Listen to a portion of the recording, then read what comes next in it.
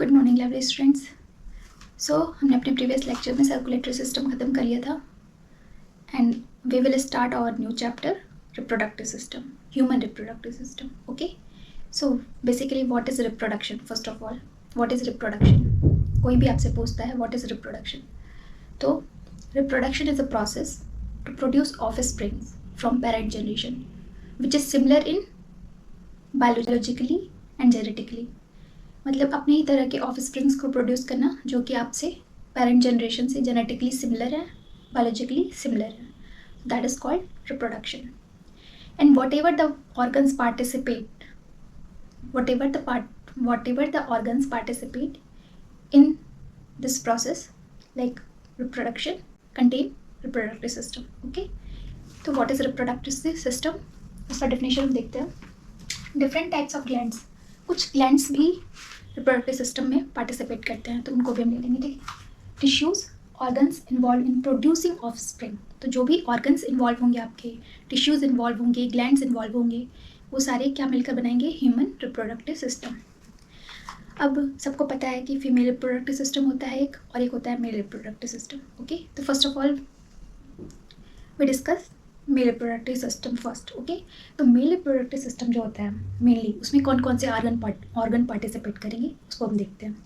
सबसे पहले आपका है, देखिए यहाँ पे मैंने आपको डायग्रामेटिकली समझाया है, ठीक है, ताकि आपको ईजिली चीज़ें समझ में आ जाए।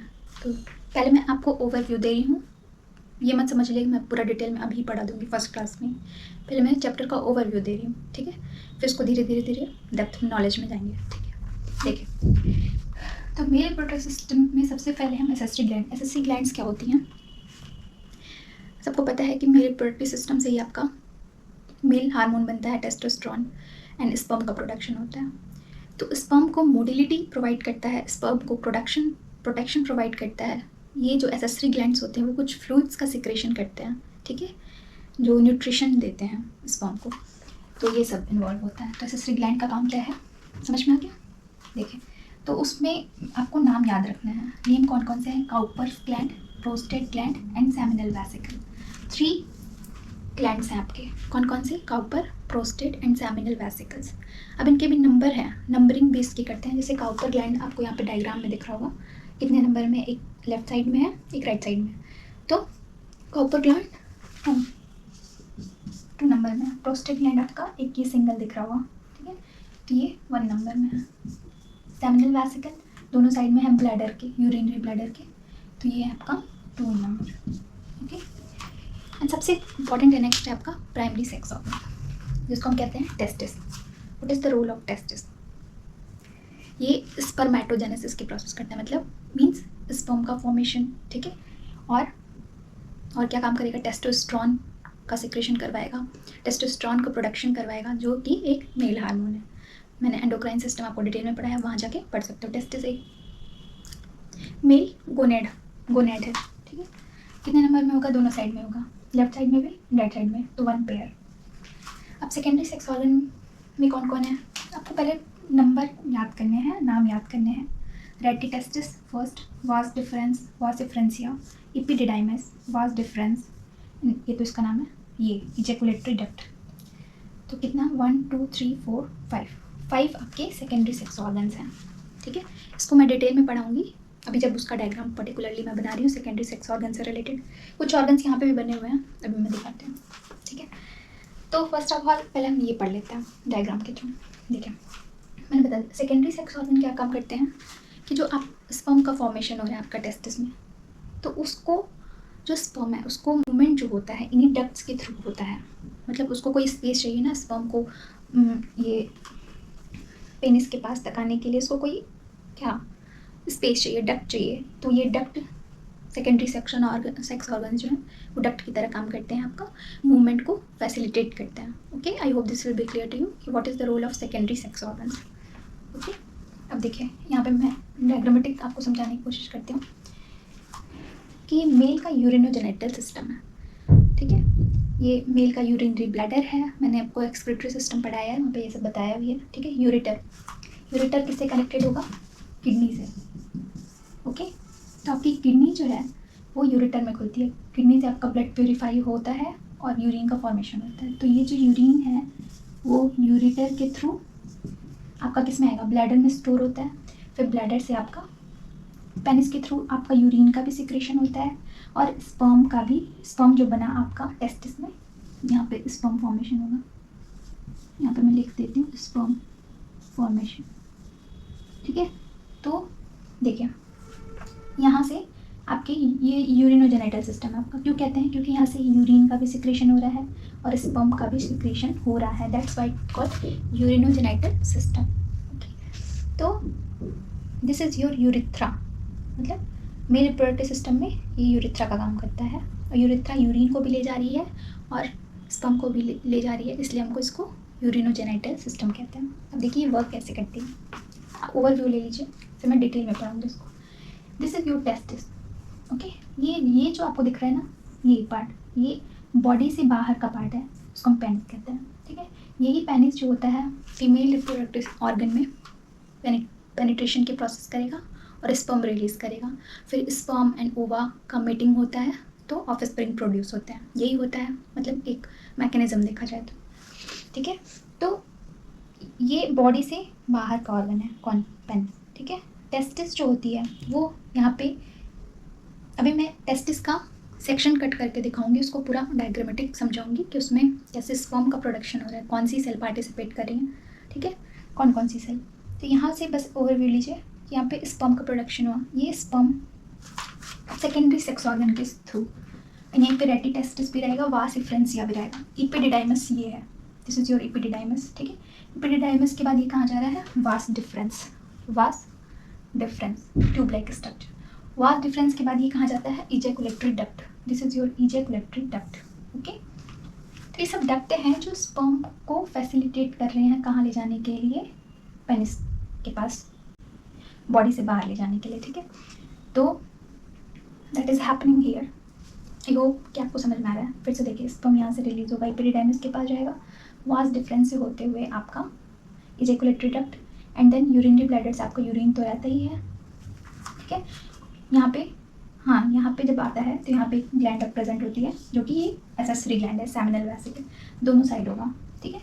यहाँ से कुछ फ्लूइड सिक्रेशन होगा, उसको लेते हुए प्रोस्टेट ग्लैंड के पास, प्रोस्टेट ग्लैंड्स में भी जो कि एसेसरी ग्लैंड है, ठीक है, यहाँ से भी कुछ एसेसरी सिक्रेशंस को लेते हुए काउपर्स ग्लैंड के पास जाएगा, काउपर्स ग्लैंड से भी सिक्रेशंस को लेते हुए फाइनली आपके बॉडी के और पेनिस के थ्रू बाहर आउटसाइड एक्सक्रीट हो जाएगा।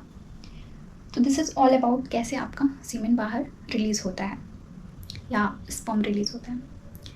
तो ये जो जितने भी एसेसरी ग्लैंड सिक्रेशन है और प्लस स्पर्म, ये दोनों मिलके सीमेन का फॉर्मेशन करते हैं, जो कि वाइटिश कलर का फ्लूइड होता है, स्टिकी सब्सटेंस जो रिलीज होता है पेनिस के थ्रू, ठीक है। तो that is called semen, okay. ये मैं अभी डिटेल में बताऊंगी, डोंट वरी फॉर इट। ये डायग्राम आपको क्लियर हो गया, क्यों इसको यूरिनोजेनिटल सिस्टम कहते हैं, ओके। अब देखिए इस टेस्टिस का, ये टेस्टिस कहाँ आपके प्रेजेंट रहती है, ये देख लेते हैं एक बार, इसको ओवरव्यू देख लीजिए। देखिए एक ऑर्गन होता है जिसको हम कहते हैं स्क्रोटम, ठीक है, दिस इज योर स्क्रोटम, एक तरह से थैली लाइक स्ट्रक्चर होता है, बैग लाइक स्ट्रक्चर, दोनों साइड में आपका टेस्टिस इसमें प्रेजेंट रहेगा, इसको हम क्या कहते हैं, स्क्रोटम, दोनों साइड है स्क्रोटम। ये होता है आपका, ये जो बीच में जा रहा है इसको हम कहते हैं scrotal sac, this is your scrotal sac.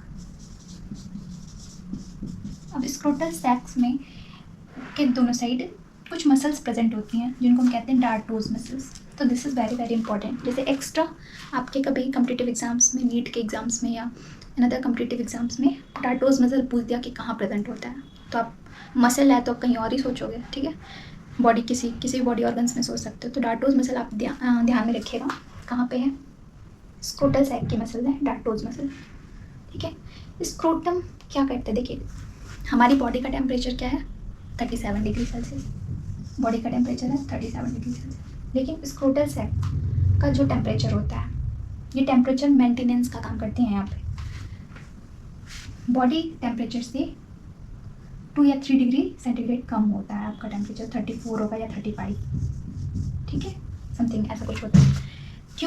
क्यों यहाँ पे टेम्परेचर कम होना चाहिए, तभी देखो स्पर्म के फॉर्मेशन के लिए, स्पर्मेटोजेनेसिस के लिए लो टेम्परेचर आपको चाहिए आपकी बॉडी को, ठीक है, as comparison to body temperature.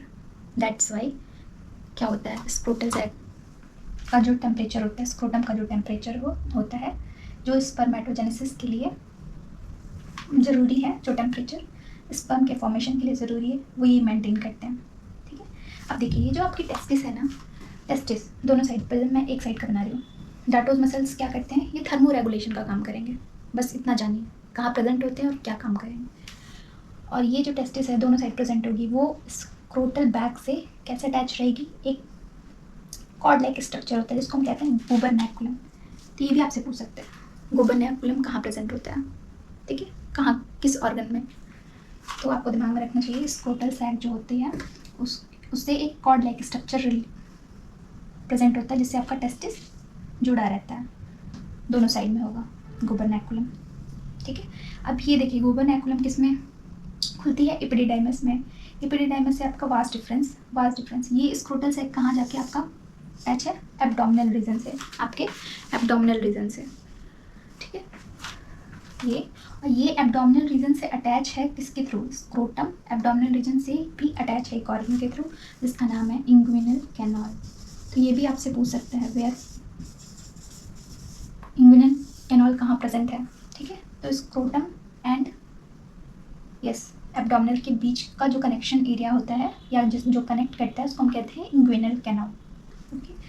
अब यहाँ से आपकी कुछ, भाई आपका ऑर्गन ही है ना टेस्टिस, तो यहाँ से कुछ ब्लड वेसल्स भी अराइज होंगी, वेन आपके ब्लड को ले जाने का काम करेगी और आर्टरी ब्लड को ले आने का काम करेगी। तो this is your artery, testicular artery आप बोल सकते हो, रेड कलर में जो दिख रही है टेस्टिकुलर आर्टरी, एंड जो ब्लू कलर में दिख रहा है टेस्टिकुलर वेन, इसको लिख लीजिए, ठीक है। ये सब मिलके और एक और मसल यहाँ पे प्रेजेंट होती है जिसका नाम है आई थिंक यहाँ पे इस रीजन में जहाँ से वास्ट डिफरेंस जा रहा है आपका, क्रिमेस्टर मसल, ठीक है। तो यहाँ पे ऐसे दोनों साइड में एक और मसल्स प्रेजेंट होती है, इसको हम बोलते हैं क्रिमेस्टर मसल, क्रीमेस्टर मसल, ओके। ये कहाँ प्रेजेंट होती हैं, यस वास्ट डिफरेंस के इर्द गिर्द प्रेजेंट होंगी, मतलब side by side cremaster muscle present होती हैं। तो dartos muscles and cremaster muscles कहाँ प्रेजेंट होती हैं, इनका वर्क क्या होता है, थर्मो रेगुलेशन का ही वर्क होता है, एक तरह से थर्मो रेगुलेटर की तरह बिहेव करती हैं। और ये सब मिलके cremaster muscle, testicular artery, testicular vein and vas deferens तीनों चारों मिलके जो हैं क्या बनाएंगे, स्पर्मेटिक कॉर्ड। तो ये भी आपसे पूछ सकता है व्हाट इज स्पर्मेटिक कॉर्ड। तो इसमें कौन कौन इन्वॉल्व है, testicular artery, testicular vein, vas deferens and cremaster muscle, not dartos muscle, ठीक। तो ये स्पर्मेटिक कॉर्ड लाइक स्ट्रक्चर बनेंगे। I hope this will be clear to you कि ये मतलब ये जो डायग्राम आपका था इसमें कौन कौन से ऑर्गन पार्टिसिपेट कर रहे हैं। तो आपसे पूछ सकता है क्रिमेस्टर मसल कहाँ प्रेजेंट होता है, डार्टोज मसल कहाँ प्रेजेंट होता है, ओके। तो नोट डाउन कर लीजिए, नोट डाउन कर लीजिए।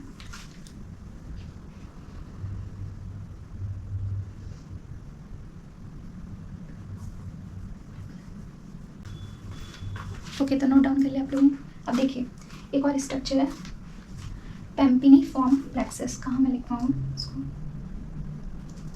यहीं पे देख लीजिए आप लोग, पेम्पिनिफॉर्म यहाँ पे देख लीजिए, अच्छा यहाँ पे देख लीजिए अगर आप लोग को दिख रहा हो तो, ठीक है। मैं बताना नहीं चाह रही हूँ, एक ही जगह बनाना है। जहाँ मान लीजिए this is your testis, okay.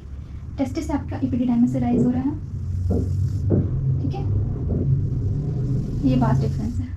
तो वास्ट डिफरेंस जब स्पर्म को लेके जाती है, तो अब मैंने आपको अभी क्या बताया कि आर्टरीज ब्लड लेके आएगी, artery, this is your artery and this is your when, बस समझ लीजिएगा इसको, थोड़ा सा है, एक ऑर्गन यहाँ पे और पार्टिसिपेट करता है, ठीक है, ऑर्गन लाइक स्ट्रक्चर।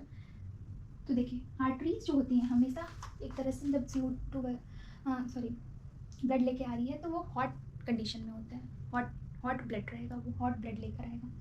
और भाई आपके स्क्रोटल को कोल्ड टेम्परेचर चाहिए, ठीक है, तभी आपका स्पर्म का फॉर्मेशन होगा। तो उसको मेंटेन करने के लिए ये वेन जो होती है ना, वेन से आपकी कुछ ऐसे वेसल्स लाइक स्ट्रक्चर अराइज होते हैं, फ्लेक्स लाइक स्ट्रक्चर आप कह सकते हो। जिससे आपका वेन्स का जो टेम्परेचर होता है वो कोल्ड होता है थोड़ा एज़ कंपेरिजन टू आर्टरी। ये आपके बीच में वास्ट डिफरेंस चल रही है। तो ये स्पर्म की प्रोडक्शन या फॉर्मेशन को अफेक्ट ना कर पाए, जिसके लिए यहाँ पे एक प्लेक्सिस पाई जाती है जिसको हम कहते हैं पेम्पिनीफॉर्म प्लेक्सिस। पेम्पिनीफॉर्म प्लेक्सिस, ठीक है। जिससे क्या होता है आपका ये जो बॉडी टेम्परेचर से लोअर टेम्परेचर है आपका वो मेंटेन रहे, ठीक है, वो डिफेक्ट ना हो।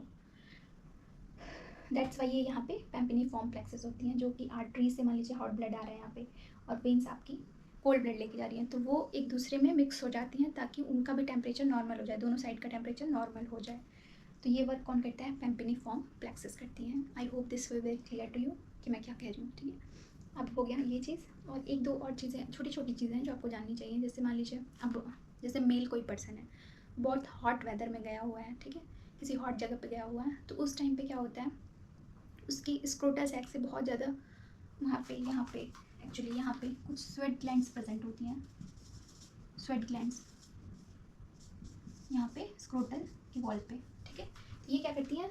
स्वेट्स का सेक्रेशन करेंगी। दैट्स वाई वहाँ पे आपके बहुत ज़्यादा पसीना होता है मेल पर्सन में, ठीक है। मेल बॉडी ऑर्गन में बहुत ज़्यादा स्वेट रिलीज़ होता है। क्यों रिलीज़ होता है? जब ताकि इवापोरेशन के थ्रू वो बॉडी टेम्परेचर आपका मेंटेन रहे, कूलिंग इफेक्ट दे एक तरह से। तो यही होता है, ठीक है।